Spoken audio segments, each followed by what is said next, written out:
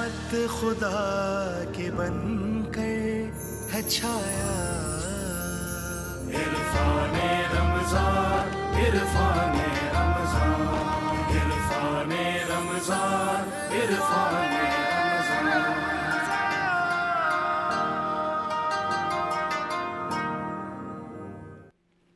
سلامتی ہے اور خیر مقدم آپ کا. آج الف لام میم میں آغاز میں آپ کے سامنے ایک نیکی رکھنے کا شرف حاصل کروں گا اور اس نیکی میں تعاون حاصل ہے سرف ایکسل کا. ملاحظہ فرمائیے گا آج کی ایک نیکی.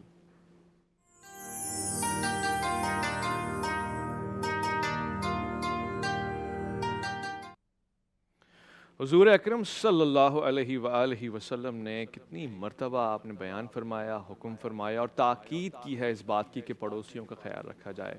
فرمایا گیا کہ جو شخص بھی اللہ پر اور رسول پر ایمان رکھتا ہے وہ اپنے پڑوسیوں کا خیال رکھے یقینی طور سے. کئی مرتبہ تو صحابہ کرام نے پوچھا بھی اور ایسا معلوم ہوتا تھا کہ صحابہ کرام بیان فرماتے ہیں کہ اتنا حکم دیا کہ ایسے جیسے کہ پڑوسیوں کو وراثت میں شامل فرما دیں گے. اور اس کے علاوہ ایک مرتبہ صحابی رسالت مآب صلی اللہ علیہ وآلہ وسلم کی بارگاہ میں حاضر ہوئے اور کہا کہ میرے پاس ایک تحفہ ہے، ایک ہدیہ ہے اور میرے پاس 2 پڑوسی ہیں، تو میں کس کو پہلے دوں؟ تو فرمایا گیا جس کا دروازہ تم سے زیادہ قریب ہے. یعنی دروازے قریب ہوں اور ان سے قربت کا آپ احساس اظہار بھی کریں تو پھر اللہ رب العزت آپ کو بہت عنایت فرماتا ہے، بہت کچھ عطا فرماتا ہے. اور یہ پڑوسیوں کا معاملہ خاص ہے، یعنی اس کی سفارش آپ سے اللہ کے رسول نے کی ہے، لہٰذا جس کی سفارش آپ سے اللہ کے رسول کرے اس کے حقوق میں کمی نہ کریں. آج کی سب سے بڑی اہم نیکی یہی ہے.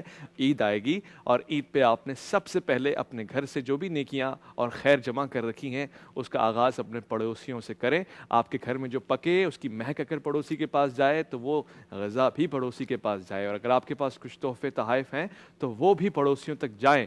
اور گلے ملنے کو اگر کووڈ کی نظر کر دیتے ہیں تو ٹھیک ہے، مگر دل تو پڑوسیوں سے ملائے رکھیے گا. اسی حوالے سے میں چاہتا ہوں کہ علماء کرام کی موجودگی میں کلام سنا جائے. نعت شریف پڑھنے کی سعادت حاصل کریں گے خرم حبیب.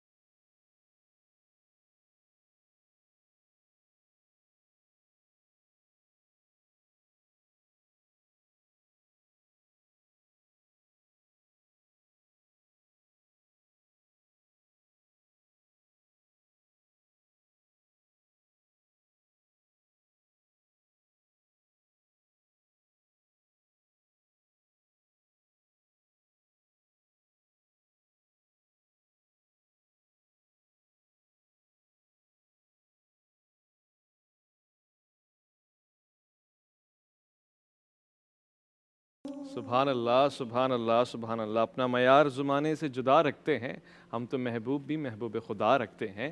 آج جس حکم کی تعمیر ہم کر رہے ہیں وہ موضوع بہت خاص ہے، اور اس موضوع پہ گفتگو کرنے کی خواہش میں رکھتا ہوں، اور مجھے بڑا اطمینان ہے، خوشی ہے اس موضوع پہ گفتگو ہونا دراصل حاصل گفتگو ہے، اور پورے پروگرام پوری نشریات کا ایک بہترین جز ہے۔ میں عفو درگزر کے حوالے سے گفتگو کرنے کا طالبگار ہوں، اور ضروری اہمیت اور اس کے مقصدیت کو سمجھنا چاہتا ہوں۔ میرے سامنے بہت سارے بیان بھی ہیں، اور ایسا لگتا ہے کہ معاف کر دینا ہی معافی حاصل کرنے کا حقدار آپ کو بناتا ہے۔ میں علامہ صاحب سے پہلا سوال پوچھنا چاہتا ہوں۔ علامہ صاحب، قرآن کتنی مرتبہ اللہ رب العزت کی صفت عفو درگزر اور مغفرت کی طرف اشارہ فرماتا ہے کہ انہ هو غفور الرحیم؟ کیا وہ اپنے بندوں کو بھی ایسا ہی دیکھنا چاہتا ہے کہ چھوٹی چھوٹی غلطیاں ہوں یا بڑی بھی ہوں تو آپس میں معاف کر دیا کریں؟ بسم اللہ الرحمن الرحیم۔ اس سوال کے ضمن میں مجھے حضرت امام علی رضا علیہ السلام کی ایک حدیث یاد آئی کہ انہوں نے فرمایا کہ لا یکون المؤمن مؤمنا حتی یکون فیہ ثلاث خصال، مومن اس وقت تک مومن ہو ہی نہیں سکتا جب تک اس کے اندر 3 خصلتیں نہ پیدا ہو جائیں۔ سبحان اللہ۔ اچھا، خصلت ہمارے شاید نوجوانوں کے لیے تھوڑا سا مشکل لفظ ہوگا، عادتیں نہ پیدا ہو جائیں، اور عادت ایک مرتبہ کو نہیں کہا جاتا، جو کنٹینیوشن کے ساتھ ہو اس کو عادت کہا جاتا ہے۔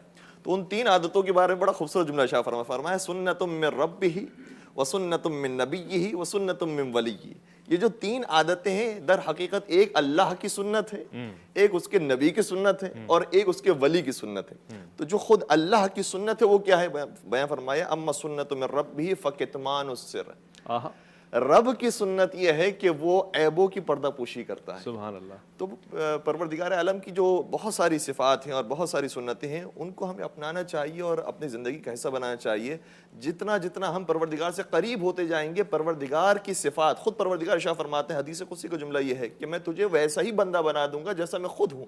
عبدی اطعنی حتی اجعلک مثلی، اے میرے بندے تو میری اتنی عبادت کر، اتنی اطاعت کر، میں تجھے مجھ جیسا بنا دوں۔ انا حی لا اموت انت تحیی ولا تموت، اللہ اکبر، میں زندہ ہوں، ہمیشہ باقی رہوں گا، میں تجھے بھی وہ زندگی دے دوں گا کہ پھر تو بھی کبھی ختم نہیں ہوگا۔ سبحان اللہ۔ تو حضور سرور کائنات کا ذکر دیکھے تو جس گوشے کے اندر پروردگار عالم کے لیے آذان کی آواز بلند کی جاتی ہے، پروردگار کا ذکر ہوتا ہے، وہاں ذکر محمد مصطفیٰ صلی اللہ علیہ وسلم جاری و ساری ہوتا ہے۔ اور اسی طریقے سے ائمہ اطہار علیہم السلام، اہل بیت کرام، جہاں جہاں جس گوشے میں حضور سرور کائنات کا ذکر ہوتا ہے، آج دیکھیے روضہ امام حسین پر کتنے زائرین موجود ہیں، اور جو اعداد اور شمار کیا جاتا ہے اس میں باقاعدہ ویکیپیڈیا نے اس بات کا اعلان کیا ہے کہ خانہ کعبہ کے بھی اتنے زائر نہیں ہیں جتنے امام حسین علیہ السلام کے در کے زائر ہیں۔ یہ کمپیریزن کیوں؟ یہ ایسا ہے کہ پروردگار عالم نے بیان فرمایا جو ہمارے راستے میں خرچ کرے گا ہم اس کا مقام مرتبہ بلند کر دیں گے۔ اذکرونی اذکرکم۔ بالکل۔ اور ایک اور جو شبہ اگر خدا نخواستہ لوگوں کے ذہنوں میں پیدا ہو رہا ہے تو میں اس کی طرف اشارہ کر دوں کہ خانہ کعبہ حقیقت میں خود اللہ کا گھر نہیں کہ وہاں پر وہ رہتا ہے، وہ جسم و جسمانیت سے عاری ہے، پروردگار ہر جگہ پر موجود ہے، لیکن علامت کے طور پر ایک مقام اس نے خانہ کعبہ کو قرار دیا ہے۔ تو جس طریقے سے ایک علامت خانہ کعبہ ہے، اسی طریقے سے ایک علامت مدینہ منورہ ہے، ایک علامت نجف اشرف ہے، ایک علامت کربلا معلیٰ ہے۔ تو یہ ساری علامتیں پروردگار عالم کی۔ اگر ہم مولا امام حسین علیہ السلام کی بارگاہ میں جاتے ہیں تو یہ نہیں کہ خدا نخواستہ ان کو کوئی خدا سمجھ رہا ہے، ولی خدا ہے، عبد خدا ہے، اور حقیقی بندگی کی ہے اور پروردگار کے لیے اپنا سب کچھ قربان کر دیا، تو اسی طریقے سے ہمیں بھی سب کچھ قربان کرنا چاہیے۔ اور جہاں تک عفو درگزر کا تعلق ہے تو بہت آپ نے بالکل ٹھیک فرمایا کہ تمام ہی خصلتوں کی بنیاد یہی چیز ہے۔ خود پروردگار یہ چاہتا ہے کہ وہ معاف کرنے والا ہو، جبکہ قرآن کریم میں کہتا ہے کہ ان اللہ سریع الحساب، سریع الحساب، بہت جلدی حساب و کتاب لیتا ہے، لیکن اس کے باوجود بندے اس سے زیادہ جلدی حساب کتاب کرنے کی کوشش کرتے ہیں۔ اللہ اللہ۔ ہم آپ کے بارے میں اور ہم دوسروں کے بارے میں اسٹیٹمنٹ دینے میں بہت جلدی کر دیتے ہیں، ہم دوسروں کے بارے میں فیصلہ کرنے میں اور قضاوت کرنے میں کہ بھئی فلاں ایسا ہے، فلاں ایسا ہے، فلاں ایسا ہے، بہت جلدی ہم فیصلہ کر دیتے ہیں۔ پروردگار مہلت دیتا ہے اور دیتا ہے زندگی۔ حضرت موسیٰ کلیم اللہ کا واقعہ بڑا خوبصورت ہے کہ پروردگار عالم کی طرف سے آواز ہے کہ اے موسیٰ، جاننا چاہتے ہو کہ تمہارے زمانے میں بدترین انسان کون ہے؟ تو کہا پروردگار بتا، اگر تو مسئلے سمجھتا ہے۔ تو خدا کی طرف سے آواز ہے اے موسیٰ، کل کے دن جب صبح کے وقت تم نکلو گے تو جس سے ملاقات ہوگی پہلے شخص سے، وہ میری نگاہ میں برا ترین انسان۔ صبح کے وقت نکلے، دیکھا تو ایک شخص اپنے بچے کے ساتھ جا رہا ہے، سمجھ گئے کہ وہ خدا کے نزدیک برا انسان ہے۔ جب شام کا وقت آیا تو اسی شخص کو واپس آتے ہوئے دیکھا اور حضرت موسیٰ سمجھ گئے کہ وہی برا انسان ہی ہے۔ خدا کی طرف سے آواز ہے اے موسیٰ، اب اسے برا نہ سمجھنا، اللہ، یہ بہت نیک ہو گیا ہے۔ کہا کہ پروردگار تو نے تو کہا تھا کہ یہ بدترین انسان ہے تیری نگاہ میں، اب اس نے کیا کیا ایسا کہ جو یہ نیک ہو گیا؟ کہا اے موسیٰ، صبح کے وقت جب یہ اپنے بچے کے ساتھ نکل رہا تھا تو اس کے بچے نے راستے میں جاتے جاتے سوال کیا کہ بابا یہ بتائیے دنیا میں سب سے بڑی چیز کون سی ہے؟ تو باپ نے کہا کہ یہ جو تم پہاڑ دیکھ رہے ہو نا یہ بہت بڑے ہیں. آگے بڑھ کے سوال کیا کہ بابا یہ بتائیے کہ کیا پہاڑوں سے بھی کوئی بڑی چیز ہوتی ہے؟ باپ نے جواب دیا کہ ہاں یہ آسمان دیکھ رہے ہو نا یہ پہاڑوں سے بھی زیادہ بڑے ہیں. تھوڑے قدم آگے بڑھا بچہ, پھر بچے نے سوال کیا بابا یہ بتائیے کیا آسمان سے بھی کوئی بڑی چیز ہے؟ اللہ اکبر. تو باپ نے ایک مرتبہ شرمندگی کے ساتھ کہا کہ بیٹا تیرے باپ کے گناہ وہ ہیں کہ جو ان آسمانوں سے اور زیادہ یہ اللہ بڑے کو ہیں. پسند آ گیا. اللہ اکبر. پھر بچے نے ایک اور سوال کیا بابا یہ بتائیے کیا آپ کے گناہ سے بھی بڑی کوئی اور چیز ہے؟ اللہ اکبر. تو باپ نے جواب دیا پروردگار کی رحمت وہ ہے جو میرے گناہوں سے زیادہ بڑی سبحان ہے. اللہ سبحان اللہ. اور رونے لگا. سبحان اللہ. کہا اے موسیٰ تجھے معلوم ہے اس نے کیا کہا ہے؟ اس نے کہا ہے کہ میرے پہاڑوں سے زیادہ میرے آسمانوں سے زیادہ اس کے گناہ بڑے ہیں, اور اس سے بڑھ کر یہ کہا ہے کہ اس کے گناہ سے زیادہ میری رحمت بڑی ہے. سبحان اللہ. میں نے اس عقیدے کی وجہ سے, اس محبت کی وجہ سے جو میرے لیے وہ رکھتا تھا, میں نے اس کے سارے گناہوں کو معاف کر دیا, اور مجھے اتنا برا انسان تھا اس کو نیک انسان بنا دیا. تو سبحان یہ اگر خصلت انسان میں آ جائے اور جلدی راضی ہو جانے والی خصلت آ جائے تو اس سے بڑی اور کوئی خصلت نہیں. وہ سریع الرضا ہے اور وہ سریع الحساب بھی ہے, مگر وہ کتنا مہلت دیتا ہے اور بار بار وقت دیتا ہے آپ کو. میں اپنے سننے والوں کو یہ بتاتا چلوں کیونکہ میں تھوڑا بہت آپ کے مزاج سے واقف ہو گیا, تھوڑا بہت ہمارے مزاج سے. کعبہ مرکز وحدت ہے اور اس جیسا کوئی نہیں ہے کہ مسلمانوں کو جوڑ سکے. البتہ یہ کہ تشبیہ دی جا رہی ہے احترام, اور بعض اوقات تو یہ بھی ہم نے سنا ہے کہ مومن کی عزت و قدر کعبے سے زیادہ ہے, لہٰذا اس میں اپنی عقل کی وسعت کو ذرا اور بڑھا کے رکھیے گا. میں مفتی صاحب اور سمجھنا چاہتا ہوں فدر گزر کے معاملے کو. میرے سامنے وہ واقعہ بھی ہے کہ حضرت موسیٰ علیہ السلام سے کسی نے اپنے گناہ کا ذکر کیا, اور مجھ سے بدترین تو کوئی گناہ گار ہے ہی نہیں پروردگار کی بارگاہ میں. تو اللہ رب العزت کے سامنے جا کے, اور اس ایسے غلیظ گناہ کا کہ جو میں کسی اور کے سامنے ذکر نہیں کر سکتا, جا کے موسیٰ علیہ السلام نے کہا کہ وہ تو گناہ کرنے والا ہے, اس نے ایسے غلیظ گناہ کیے ہیں. تو اللہ رب العزت فرماتا ہے کہ تو موسیٰ اس کو جا کے کہنا کہ اس کو بخش دی, بس ایک شکایت اس سے کرنا کہ اپنے ان گناہوں کا ذکر تجھ سے کیوں کر دیا اس نے, میں تو اس کی پردہ پوشی فرما رہا تھا. ایسا رحیم اور غفور رب, اور ہم نہیں معاف کر سکتے کہ دوسرے کے گناہ کو. تو ہمیں کیا کرنا چاہیے؟ قرآن شریعت قصاص کا حکم دیتی ہے, یا انصاف کیا جائے, یا پھر مغفرت کی جائے اور معاف کر دیا جائے.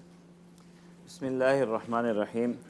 علامہ صاحب کی گفتگو سے کچھ تو آپ نے بھی بیان کر دیا بیت اللہ کعبۃ اللہ کے متعلق. میں بھی نبی کریم صلی اللہ علیہ وسلم نے جو مقام بیت اللہ کا ہے قرآن مجید میں, جو مسجد نبوی کا ہے اور جو بیت المقدس کا ہے, ایک ترتیب سے باقی چیزوں کا ہمارے اہل سنت کے یہاں اس طرح کا مقام نہیں ہے. تو ایسی تشبیہات بھی ہمارے یہاں جو ہیں وہ ہمارے لوگوں کے لیے ذرا مشکل ہو جاتی ہیں, مگر چونکہ اہل تشیع کا اور وہ ان کا ہے معاملہ, تو اس طرح سے بیت اللہ کا اپنا ایک مرکز وحدت ہے اور اس کا تعلق اللہ تعالیٰ سے ہے. اب جو آپ نے سوال کیا اللہ تعالیٰ کی مغفرت, اور پھر وہاں سے آپ انسانوں کے درمیان عفو و درگزر میں آئے, بہت خوبصورت تعلق آپ نے جوڑا ہے. معراج عفو و درگزر کی اللہ تبارک و تعالیٰ کے یہاں ہی ہے کہ ایسی مغفرت, ایسی معافی کہ زندگی بھر کے تمام گناہوں کی معافی. دیکھیے کتنا بڑا وہ ذخیرہ ہوگا جو 50-60 سال کی زندگی کے گناہ, اور اس کو صرف زبان کے چند کلمات پر معاف کر دینے والی ذات وہ اللہ ہے. زبان کے چند کلمات پر کہ آپ استغفر اللہ کہیں, اللہ سے معافی مانگیں, اور پھر اللہ پھر یہ کہتے ہیں یقین بھی رکھو کہ میں نے معاف کر دیا. تواب الرحیم, میں توبہ قبول کرنے والا ہوں, اس میں شک بھی نہ کرو. شک کرنا کہ تم نے توبہ کی اور میں نے معاف نہ کیا, یہ میری جو عظمت ہے, شان ہے, اس کے خلاف ہے. اس شک کو بھی تم نہ کرو. تو اللہ تعالیٰ تو ایسے غفور الرحیم ہے, اللہ تعالیٰ کی رحمت اتنی بڑی ہے. اسی رحمت کے تناظر میں ہم تمام مسلمانوں کو, اللہ تعالیٰ کے ماننے والوں کو یہ ہدایت کی جاتی ہے کہ وہ بھی اپنے معاملات میں عفو درگزر کریں. اس واقعے میں حضرت ابوبکر صدیق رضی اللہ تعالیٰ عنہ کا ایک واقعہ ہے حضرت مستح کے ساتھ, جو واقعہ افق میں کی تناظر میں آگے بڑھا تھا. حضرت مستح ان کے خالازاد تھے اور حضرت ابوبکر صدیق کے گھر سے ان کا سارا خرچہ چلا کرتا تھا. اب کتنی بڑی کوتاہی تھی, کتنی بڑی, ایک باپ کے لیے اس سے بڑی قصور تو ہو ہی نہیں سکتا جو حضرت مستح سے غلط فہمی میں ہو گیا تھا. اب حضرت ابوبکر صدیق رضی اللہ تعالیٰ عنہ نے ان کا کھانا پانی بند کر دیا. غصہ ایک ہے, غضب ہے, غصہ ہے. تو اللہ کے رسول صلی اللہ علیہ وسلم کو جب علم ہوا، قرآن مجید بھی اس میں نازل ہوا، تو حضرت حضور صلی اللہ علیہ وسلم کے الفاظ یہ ہیں کہ اگر آپ یہ چاہتے ہو کہ اللہ آپ کے گناہوں پہ درگزر کرے تو آپ لوگوں کو معاف کیا کریں۔ یہ وہ نظام ہے، یہ وہ سلسلہ ہے جو ہمیں پیش نظر رکھنا ہے۔ جب تک اگر ہم اپنی زندگی کے اندر عفو و درگزر کو نہیں لائیں گے، لوگوں کو معاف کرنا نہیں سیکھیں گے، لوگوں کی چھوٹی چھوٹی کوتاہیاں ہوتی ہیں، انسان ہے، غلطیاں ہو جاتی ہیں، تو پھر کل اللہ کے حضور اللہ کی مغفرت کے کیسے طلبگار کیا ہوں گے؟ بات، جو چیز ہم نہیں پیش کر رہے، تو جو ہم میں سے اور اللہ کی مغفرت کے بغیر ہم سب کا جنت میں داخلہ ممکن نہیں۔ ہمارے اعمال دیکھیں نا، اعمال پہلے اس دنیا میں اللہ کی جو رحمتیں ہیں ان کا پہلے تو قیمت پوری کریں تو پھر ہم جنت مانگیں۔ جو جنت تو ہم نے لینی ہے جا کے، اب جو لے چکے ہیں پہلے اس کی قیمت تو ہم ادا کریں۔ تو کیا ہماری نمازیں، ہمارے روزے، ہمارے حج زکوٰۃ، ہماری آنکھیں، ہمارے ہاتھ، ہمارے سانس، چلنا پھرنا، اولاد، ان کی قیمتیں پوری کر سکتی ہیں؟ تو اعمال نہیں ہیں جو ہمیں جنت میں لے جائیں گے، یہ اللہ کا فضل ہے، عفو و درگزر ہے اللہ کی۔ تو وہ اتنا بڑا عمل جس کی ہم طلبگار ہیں، اس کے حصول کا ذریعہ یہ ہے کہ ہم اپنے درمیان لوگوں کو معاف کریں۔ اگر ہم اپنے درمیان لوگوں کو معاف نہیں کریں گے، لوگوں کے قصور معاف نہیں کریں گے، اور خدا نخواستہ اس صفت کی وجہ سے اللہ کا غضب ہم پر آ گیا، اللہ کی ناراضگی آ گئی، اللہ کا فضل ہم سے روٹ گیا، دنیا تو ہم اپنے غصے سے خود ہی تباہ کر بیٹھے ہوں گے، آخرت بھی ہماری تباہ ہو جائے گی، کچھ بچے گا نہیں۔ غضب ایسی چیز ہے، اللہ حفاظت فرمائے۔ کاظمین الغیظ، کہ اپنے غصے کو ہم نے روک کے رکھنا ہے، اسے ٹھنڈا کرنا ہے، کیونکہ غصے سے کبھی بھی فلاح نہیں مل سکتی۔ بہت پیاری آیت کی طرف آپ نے اشارہ کیا، الذین ينفقون في السراء والضراء والكاظمین الغیظ والعافین عن الناس واللہ يحب المحسنین۔ تو کیا خوبصورت مثال ہمارے سامنے، کوئی مثل ہی نہیں۔ میں ایک بات سمجھنا چاہتا ہوں علامہ صاحب، اس کے بعد میں کلام بھی سننا چاہتا ہوں۔ معاف کر دینے سے مراد کیا ہے؟ کہ اگر آپ کا مجھ پہ کچھ ادھار بنتا ہے یا میری طرف نکلتا ہے تو میں وہ معاف کر دوں، یہ معافی ہے؟ یا میں اپنا بدلہ، اپنا حساب پورا لے لوں، آپ نے مجھے ایک ضرب لگائی ہے میں بھی ایک لگاؤں، یہ صحیح ہے؟ اصل معاملہ کیا ہے؟ جی، معافی تو اسی کو ہی کہا جاتا ہے کہ حق بنتا تھا لیکن ہم نے اپنا حق چھوڑ دیا اور نہیں لیا، ورنہ اگر حق لے ہی لیا ہے تو اس کا مطلب یہ ہوا کہ کس بات کی معافی؟ آپ نے تو مساوات اور برابری کے ساتھ اپنے جو ذمہ حق بنتا تھا وہ لے لیا۔ اور حضور سرور کائنات ہوں یا ان کے آل اور اہل بیت ہوں، ان کی بے شمار مثالیں ہمارے سامنے آتی ہیں۔ اور ایک بڑی خوبصورت روایت ہے حضرت امام زین العابدین علیہ السلام کے بارے میں بھی ہے ظاہراً، اور امام جعفر صادق علیہ السلام کے بارے میں بھی ہے، اور اتفاق سے شاید ہو سکتا ہے کہ وہ آج ہی کی رات ہو کہ جس بارے میں روایت ہے، کیونکہ شب عید وہ یہ کام کرتے تھے کہ ان کے جتنے خادمین ہوتے تھے، جتنے غلام کنیزیں ہوتی تھی، ان سب کو بلاتے تھے اور یہ فرماتے تھے کہ تم سب پروردگار کی بارگاہ میں میرے لیے دعا کرو۔ اللہ اکبر۔ کہ اے پروردگار، ہمارے مولا اور آقا کے تو گناہوں کو معاف فرما دے، تو تقصیروں کو معاف فرما دے، تو لغزشوں کو معاف فرما دے۔ البتہ یہاں پر وہ گناہ سے مراد وہ نہ سمجھا جائے کہ کسی اس حرام فعل کی بات کی جا رہی ہے، یہ وہی انداز ہے کہ جو حضرت آدم علیہ السلام نے ہمیں سکھایا کہ ربنا ظلمنا انفسنا وان لم تغفر لنا وترحمنا لنکونن من الخاسرین، کہ پروردگار ہم نے اپنے نفسوں پر ظلم کیا ہے۔ اور وہی انداز دعائے کمیل میں مولا متقیان کا بھی نظر آتا ہے کہ ظلمت نفسی، میں نے اپنے نفس پر ظلم کیا ہے۔ تو خدا کی حضور اسی انداز سے پیش ہوا جاتا ہے۔ تو فرماتے ہیں کہ اس طرح سے دعا کرو میرے لیے کہ پروردگار ہمارے مولا سے جو تقصیریں ہو گئی ہیں تو اسے درگزر فرما، جس طریقے سے ہمارے مولا نے ہماری تقصیروں کو درگزر کر دیا۔ اللہ اکبر۔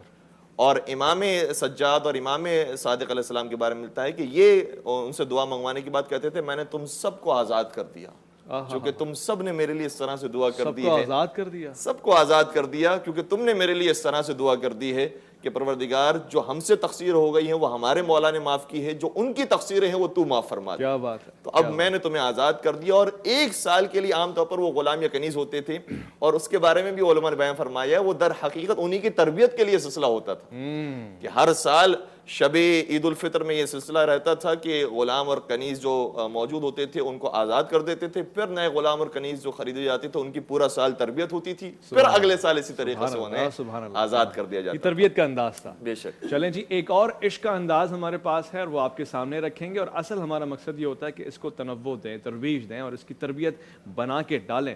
ہمارے پاس ابو بکر صاحب ہیں، ابو بکر مدنی، آپ ان کی ایک پیاری آواز کو پہلے بھی سن چکے ہیں، اور ایک بار پھر سے میں ان سے گزارش کروں گا کہ آج اپنی پسند کا کلام پیش فرمائیں۔ بات تو یہاں پہ مناجات جیسی ہو رہی ہے مگر جو آپ کو منظور ہو وہی پڑھ دیں۔ بسم اللہ الرحمن الرحیم۔ حجت الاسلام مولانا قاسم رحمۃ اللہ کا لکھا ہوا کلام میں پیش کر رہا ہوں، ملاحظہ فرمائیے۔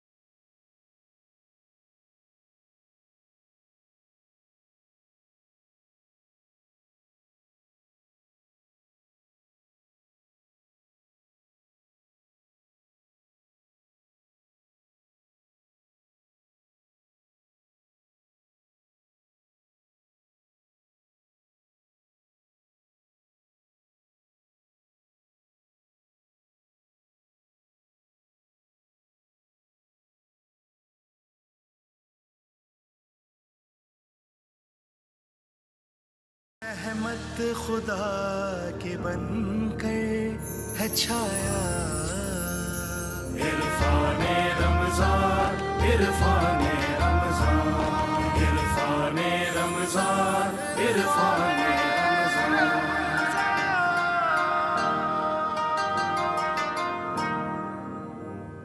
خوش آمدید۔ معافی کر دینے کے اوپر گفتگو ہو رہی ہے اور کس طرح سے معافی دی جائے، لی جائے، طریقہ کار کیا ہونا چاہیے۔ ہم ہمیشہ جب بھی اچھی گفتگو کرتے ہیں اچھے کی سیرت کے اوپر گفتگو کرتے ہیں، یعنی اچھے کی سیرت پہ نگاہ ڈالتے ہیں، لہٰذا سب سے اچھے پیارے اور ہمارے آقا حضرت محمد مصطفیٰ صلی اللہ علیہ وسلم، قرآن جن کے بارے میں کہہ رہا ہے کہ بڑے غفور الرحیم ہیں، بخشنے والے ہیں مومنین کو، اور آپ کا خاصہ ہے کہ آپ مومنین پہ مغفرت فرماتے ہیں، ان کے گناہوں کی توبہ بھی کرتے ہیں، استغفار بھی فرماتے ہیں۔ تو مفتی صاحب، آپ کی سیرت طیبہ پہ اگر ہم نظر ڈالیں تو کیا خوبصورت ہمیں انوار ملتے ہیں، کیا تجلیات ملتی ہیں کہ آپ کس طرح سے معاف فرما دیا کرتے تھے۔ ویسے تو فتح مکہ کے دن روزے روشن ہو گیا، مگر اس کے علاوہ نبی کریم صلی اللہ علیہ وسلم مومنین کے لیے تو رؤوف بالرؤوف الرحیم ہے، مگر کبھی بھی پوری زندگی میں نبی کریم صلی اللہ علیہ وسلم اپنے ذاتی مخالفین سے کبھی نہیں الجھے، اور کبھی ایسا کوئی واقعہ نہیں ہے کہ کسی کو پلٹ کر کے جواب دیا ہو۔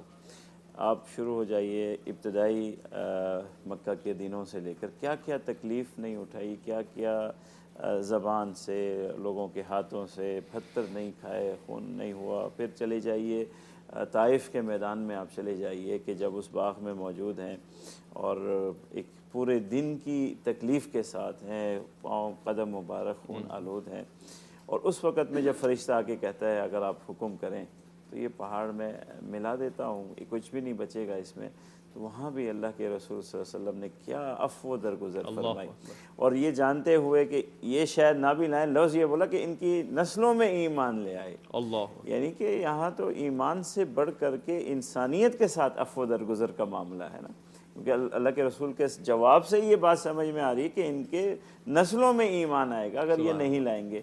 تو جو ایمان والے نہیں بھی تھے ان سے بھی اللہ کے رسول کے عفو درگزر کا معاملہ اتنا اونچا تھا کہ بسا اوقات ایسے واقعات آئے کہ صرف بد دعا کرنے کی ہی درخواست کر دی گئی، صحابہ تڑپ اٹھے ان تکلیفوں کو دیکھ کر کے، اور اللہ کے رسول کے وہاں کہ آپ بد دعا ہی کر دیجئے، اللہ تعالیٰ ہی کے حوالے کر دیجئے معاملہ اور بد دعا کر دیجئے۔ اللہ کے رسول نے بد دعا کرنے سے بھی منع فرمایا کہ میں بد دعا کرنے والا بنا کر نہیں بھیجا گیا، لعن کرنے والا بنا کر نہیں بھیجا گیا۔ تو ہمیشہ دعا ہے، عفو درگزر ہے اللہ کے رسول کے یہاں، اور یہ ایک موقع نہیں ہے، پوری زندگی کا یہ معاملہ ہے۔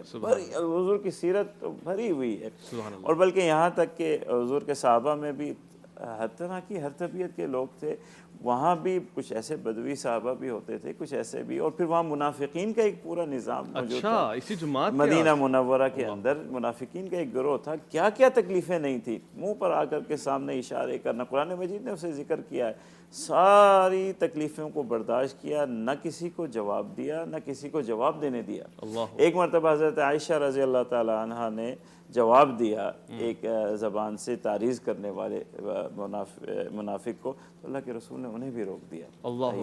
یہ بھی سچ ہے جناب حضرت ابوبکر سے کوئی بدتمیزی کر رہا تھا تو آپ جب تک جواب نہیں دے رہے تھے کہتے ہیں کہ تب تک تو معاملہ اچھا تھا، جب جواب دیا تو اس پہ ناراضگی کا وہ ایک پورا نظام ہے جیسے عفو درگزر کا، کہ اگر آپ نے بدلہ لے لیا تو آپ عفو درگزر والے معاملے سے تو نکل گئے۔ اب یہ ہے کہ آپ نے بدلہ لے لیا، بدلہ اتنا ہی لینے کی اجازت ہے جتنا آپ کو حق ہے، تو آپ نے اتنا ہی لے لیا تو آپ کے اوپر کوئی گناہ بھی نہیں ہے، مگر آپ معاف کرنے والے نہیں ہیں، آپ نے بدلہ لے لیا۔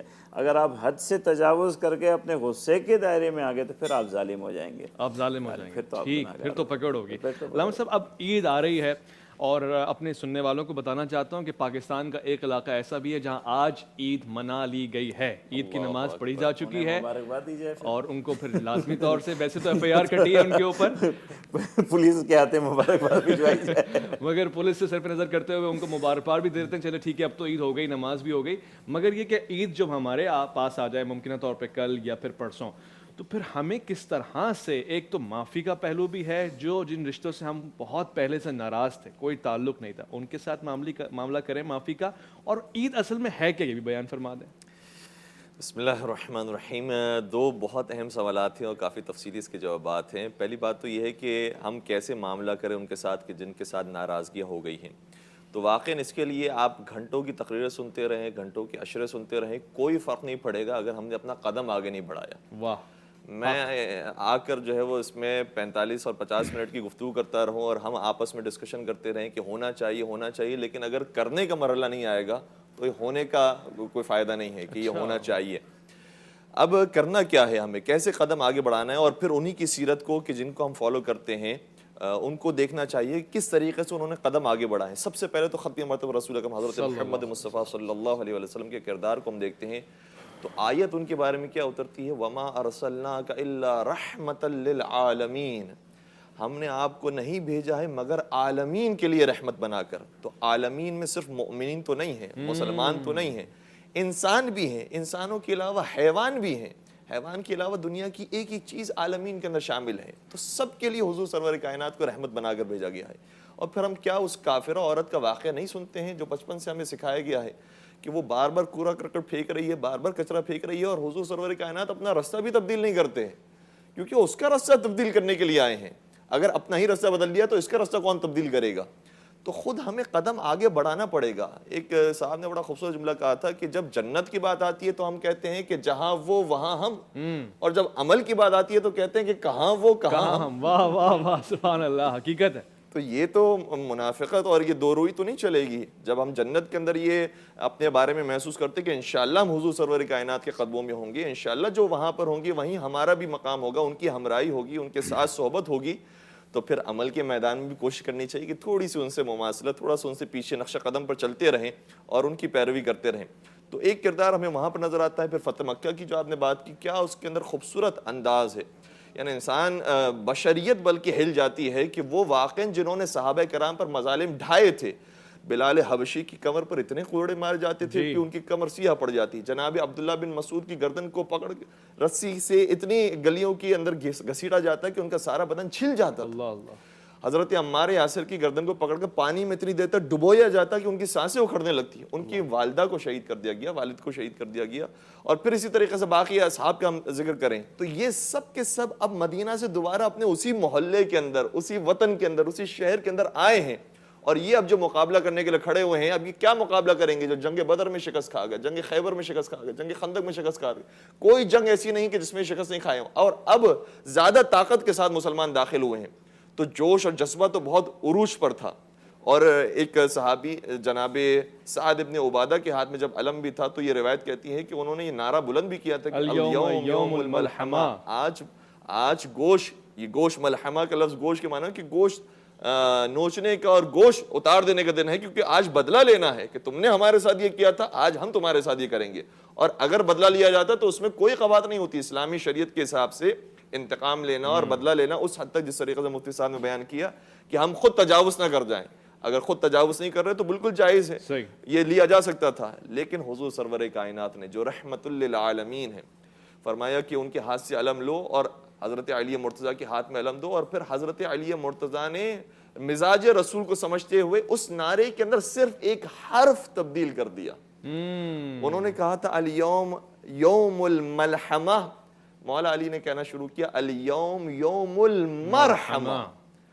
آج بوٹیاں نوچنے کا دن نہیں ہے, آج تو رحمتوں کی بارش کا دن ہے, آج عفو درگزر کا دن ہے. لا تثریب علیکم اليوم, آج کوئی تم پر گناہ نہیں ہے, تم جو چاہتے ہو تمہیں آج دیا جائے گا, اور کوئی ہم تم سے بدلہ لینے کے لیے یا تم سے انتقام لینے کے لیے نہیں آئے. تو سب سے پہلے تو حضور سرور کائنات کی زندگی ہمارے نمونہ عمل ہے. اور پھر قرآن کریم نے اس بات کو بھی ذکر کیا ہے کہ بعض لوگ آپ کے پاس آتے ہیں اور دوسروں کے بارے میں شکایتیں کرتے ہیں کہ فلاں ویسا ہے, فلاں ویسا ہے, فلاں ویسا ہے, آپ ایکشن لیجئے, آپ یہ کام کیجئے, آپ یہ کام کیجئے. اور چونکہ آپ کوئی ایکشن نہیں لیتے ہیں تو یہ آپ کو کہتے ہیں کہ آپ نعوذ باللہ نعوذ باللہ, یہ لفظ خود قرآن کریم میں استعمال ہوا ہے, اوزن ہے, یعنی آپ صرف کان ہیں, آپ سنتے سب کی ہیں لیکن کچھ ایکشن نہیں لیتے ہیں. تو قرآن نے اس کا جواب دیا قل اذن خیر لکم, اللہ اکبر, یہ تمہارے لیے بہترین کان ہیں جو سب کی سنتے ہیں لیکن بڑے عدل و انصاف اور احسان کے ساتھ سلوک فرماتے ہیں. اگر ہر ایک کی بات پر انسان فوراً سے ریئیکشن دکھانا شروع کر دے تو پھر زندگی کا نظام تر بتر ہو جائے گا, دھرم ہو جائے گا. اور میں اپنے نوجوان دوستوں سے درخواست کروں گا کہ جھگڑا کرنا بہت آسان ہے, اختلاف کرنا بہت آسان ہے, لڑائی کرنا بہت آسان ہے. کبھی کبھار ہم جوانی کے اندر اپنے جوش جذبے کا اظہار کرتے ہیں کہ یہ کوئی معیار بنائے وہ طاقت کا, اور یہ بہت آسان کام ہے. لیکن صبر کرنا, برداشت کرنا, محبت, اتفاق, اتحاد قائم کرنا, یہ مشکل کام ہے, اور یہی کمال انسانیت ہے. کیا خوب فرمایا کہ پہلوان وہ نہیں ہے جو پچھاڑ دے, پہلوان وہ ہے جو ضبط کرے, برداشت کر لے. اب مفتی صاحب ایک سوال, آج روزانہ سوال, بہت خاص سوال, کیا عید صرف امیروں کے تہوار کا نام ہے, غربا کا کوئی حصہ نہیں ہے؟ کیا صرف شاپنگ کا, اچھا لباس پہن کے جس کے پاس جتنا پیسہ ہے اتنی اچھی عید, غریب کا کوئی حصہ نہیں ہے عید میں؟ عید ہے کیا؟ اگر عید کا اصل تصور سامنے آ جائے تو عید تو پھر عبادت گزار کی ہے, چاہے امیر ہو چاہے غریب ہو. جس نے پورے رمضان المبارک کی روزے رکھ کر اللہ کے یہاں قیام کر کے رو کر اپنے گناہوں کی معافی چاہیے ہے, عید اس کے لیے ہے. اور عید کا اصل خوشی اور عید کی اصل جو کہتے ہیں کہ اسے برتنا ہے وہ اس احساس کے ساتھ ہے کہ اللہ نے آج مجھے ان سارے مہینے کی عبادتوں کے صلے کے لیے بلایا ہے، مغفرت کے لیے بلایا ہے۔ عید تو یہ ہے، اس عید کی خوشی کا اظہار ہمارے لباس سے ہوتا ہے، تو خوشی سے کسی سے چھینی نہیں جا سکتی۔ خوش تو ہوگا، چاہے غریب ہوگا چاہے امیر ہوگا، جو عبادت گزار ہے اس کو یہ خوشی تو حاصل ہونی ہے۔ اس کا اظہار ضرور ہمارے لباس میں ہے، اس کا اظہار ضرور ہماری خوشیوں میں، دعوت میں، اور ہمارا یہ رسم و رواج ہے۔ یہ بھی بہت ضروری ہے کہ ہمیں کوشش کرنی چاہیے کہ ہم عید کی خوشیوں کو بھی تقسیم کریں اور اپنے ساتھ اور لوگوں کو بھی۔ اور اس میں سب سے بہترین بات یہ ہے کہ ہر انسان کو چاہیے کہ اپنے ارد گرد ماحول میں جو اس کے ساتھ منسلک ہے اسے ضرور خوشیوں میں شریک کر دے۔ اگر ہر آدمی اس لحاظ سے سوچے گا اور فکر کرے گا تو پھر کوئی بھی ایسا نہیں رہے گا ہمارے درمیان میں جو عید کے دن میں اس حوالے سے مغموم ہوگا کہ میرے پاس پہننے کو لباس نہیں ہے۔ تو ہمارے ہاں عید کے مواقع پر ایسی خبریں بھی اب آنا شروع ہو گئی ہیں کہ لوگ خودکشی تک کر لیتے ہیں، بچوں کے کپڑوں کی نہ وجہ سے، شاپنگ کی نہ وجہ سے۔ تو اس کے لیے ہمیں اس بات کو کہنے کی ضرورت ہے، اس بات کو اپنے معاشرے کو سمجھانے کی ضرورت ہے کہ فقر و فاقہ اور پریشانی اور تنگی بھی یہ بھی اللہ کی دین ہے۔ یہ حالت بھی اللہ نے ہم کو دو پرچے دیے ہیں، جیسے سائنس اور آرٹس کے مضمون ہوتے ہیں، اسی دنیا میں یہ دو مضمون ہیں، مالداری بھی اور غربت بھی۔ امتحان گاہ میں آرٹس والا اور سائنس والا کبھی نہیں لڑتا کہ اس کے پاس سائنس کا پرچہ کیوں ہے، میرے پاس آرٹس کا پرچہ کیوں ہے۔ اللہ نے جس کو چاہا اس کے ہاتھ میں مالداری کا پرچہ دے دیا ہے اور جس کو چاہا اس کے ہاتھ میں فقر و فاقہ کا پرچہ دے دیا ہے۔ تو فقر و فاقہ والے انسان نے کامیابی حاصل کرنی ہے صبر کے ذریعے، اور صبر اسے کرنا ہے، صبر کیونکہ اللہ نے اسے اس حال میں رکھا ہے اور اس صبر کے ساتھ اس نے جینا ہے، آگے بڑھنا ہے۔ بے صبری سے وہ اپنی دنیا بھی تباہ کر دیں گے اور اپنی آخرت بھی تباہ کر دیں گے۔ صبر کر، اور ہمیں اللہ معاف کرے ہمارے جو اہل نعم لوگ ہیں کراچی میں بہت خیال رکھتے ہیں، کبھی کبھی کوتاہی بھی ہو جاتی ہے۔ ان کا جو پرچہ ہے ان کا یہی پرچہ ہے کہ ان کو اللہ نے جب عطا کیا ہے تو انہوں نے دوسروں کی ضرورت کا خیال رکھنا ہے۔ سبحان اللہ، وہ تبھی کامیاب ہو، اس میں سے دوسروں کا حصہ تبھی وہ کامیاب ہو سکتے ہیں جب وہ ان خوشیوں کو بانٹیں گے، بانٹیں گے۔ بہت سی چیزیں ہم نے کبھی کھائی نہیں ہوتی، جو چیزیں ہم کھا رہے ہوتے ہیں اسی کے ذائقے سے ہم واقف ہوتے ہیں۔ اپنے بچوں کو اچھا لباس پہنا کر ہم سب بہت خوش ہوتے ہیں، مگر کبھی اس خوشی کو بھی دیکھنا چاہیے کہ کسی غریب کے بچے کے لباس پہنانے پہ کیا خوشی ملتی ہے، وہ بھی ایک خوشی ہے۔ کبھی اس طرح بھی کرنا چاہیے۔ تو ہمیں ہر ایک آدمی کو کم از کم اتنا ضرور خیال رکھنا ہے کہ اس کے سرکل کے اندر جتنے لوگ ہیں، اس سرکل کے اندر موجود آپ کے چوکیدار ہیں، آپ کے ڈرائیورز ہیں، سرکل جو آپ کا ہے، رشتہ دار ہیں، ان تک ضرور آپ عید کی خوشیاں پہنچائیں۔ یہ آپ کی ذمہ داری ہے۔ بہت اچھا، ایک بہت اچھی گفتگو ہو رہی ہے اور عید کے حوالے سے بھی بات ہو رہی ہے۔ ایک ایسا سوال بھی پوچھنا چاہتا ہوں جو ابھی یقینی طور سے کل یا پرسوں بہت اہم ہو سکتا ہے، مگر ایک مختصر سے وقفہ لے رہا ہوں، لوٹ کر آؤں گا۔ فلسطین کے حوالے سے بھی خصوصی گفتگو اور دعا ہوگی انشاءاللہ۔ آئیے گا، آپ کا انتظار رہے گا۔ بن کر ہے چھایا عرفان رمضان، عرفان رمضان، عرفان رمضان،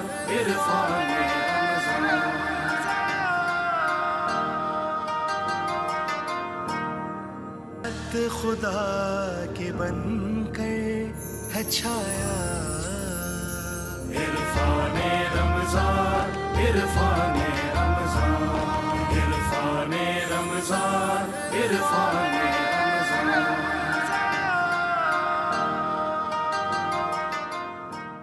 میں بندہ یاسی ہوں، میں بندہ یاسی ہوں، خطا کار ہوں مولا،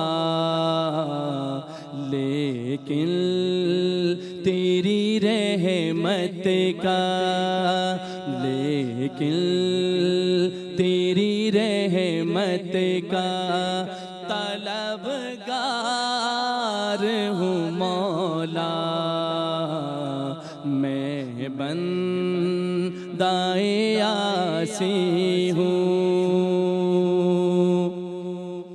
وابستہ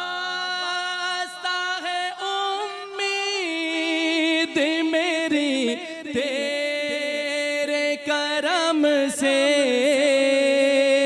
وابستہ ہے امید میری تیرے کرم سے، تیرا ہوں فقط تیرا، تیرا ہوں فقط تیرا، پرستار ہوں مولا، لیکن تیری رحمت کا طلبگار ہوں مولا،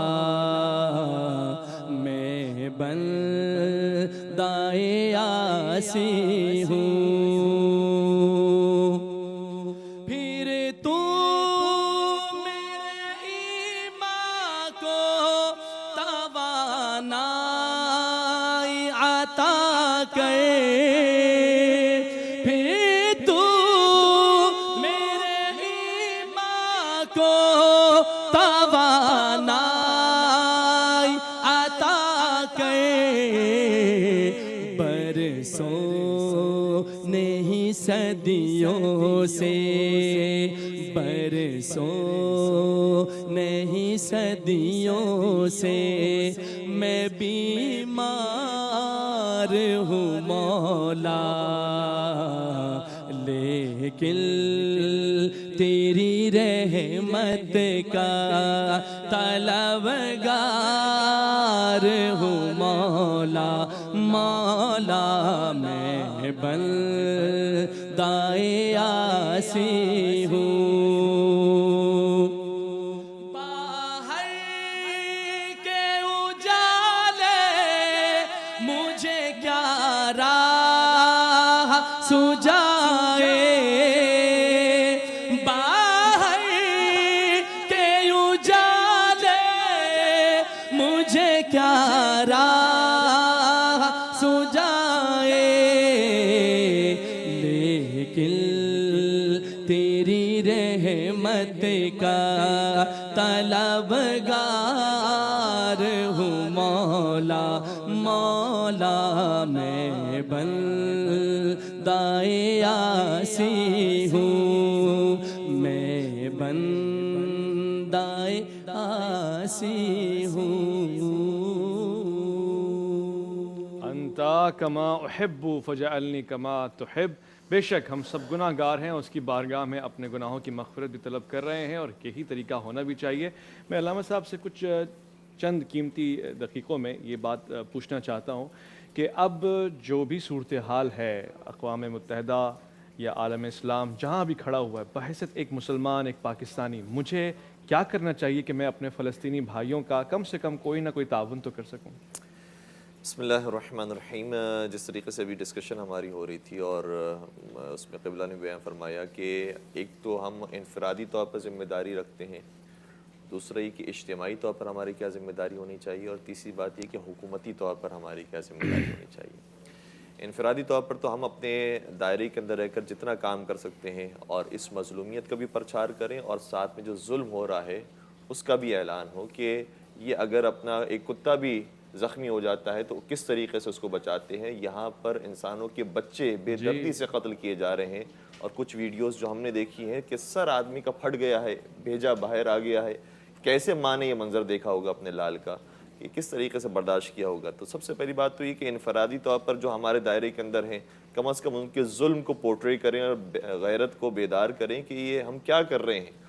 اور دوسری بات یہ کہ اجتماعی طور پر بھی ہمیں بہرحال آپس کے اختلافات کو بھلا کر، قرآن کریم نے بیان فرمایا ہے، بسم اللہ الرحمن الرحیم، محمد رسول اللہ والذین آمنوا اشداء علی الکفار رحماء بینہم، کہ محمد اللہ کے رسول ہیں اور جو ان کے ساتھ ہیں ان کی شان یہ ہے کہ وہ کافروں پر شدید ہوتے ہیں۔